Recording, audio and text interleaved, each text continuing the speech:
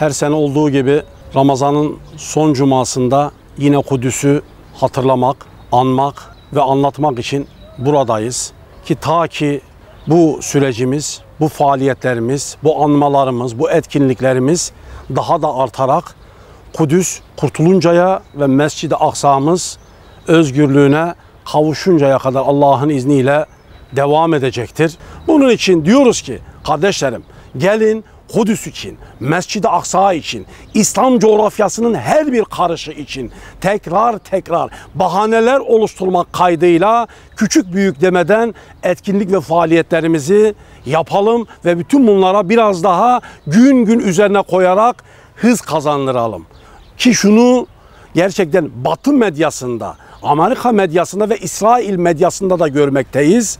Kudüs için ve Mescid-i Aksa'nın özgürlüğü adına Müslümanlar tarafından atılmış olan en küçük adımlar dahi görülmekte, önemsenmekte ve takip edilmektedir. Diyoruz ki ya Rabbi bu Müslümanların eliyle inşallah Kudüs'ümüze ve Mescid-i Aksa'mıza özgürlük nasip et.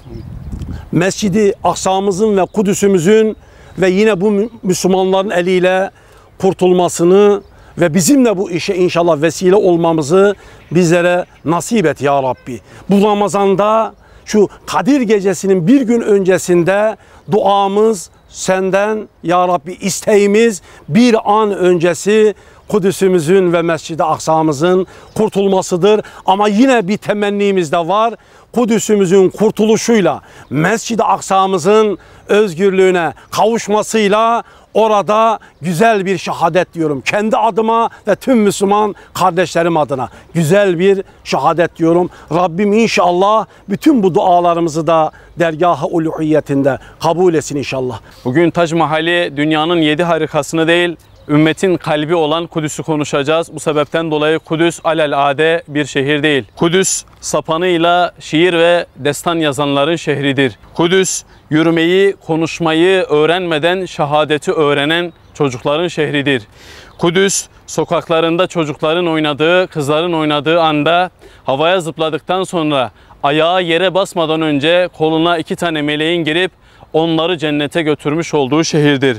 Kudüs bağrından 28 tane peygamberi çıkarmış, Kur'an-ı Kerim'de geçen 28 peygamberin 20'sine beşiklik yapmış olan bir şehirdir.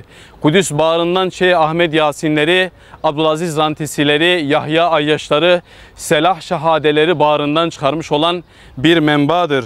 Kudüs bizim için itikat ve inançtır. Biz itikadımızı ve inancımızı bugüne kadar satmadık. Bugünden sonra da kesinlikle ve kesinlikle inancımızı, itikadımızı satmayacağız. Ajandasında Kudüs olmayan bir cemaat, bir vakıf, bir dernek, bir parti irtifa kaybetmekten kendini alıkoyamayacaktır. Yoktur. Bakın birileri bize şunu söyleyebilir. Sizler Adana'dan 900 kilometre ötede bulunan Kudüs'ün neden bu kadar gündeminize getiriyorsunuz?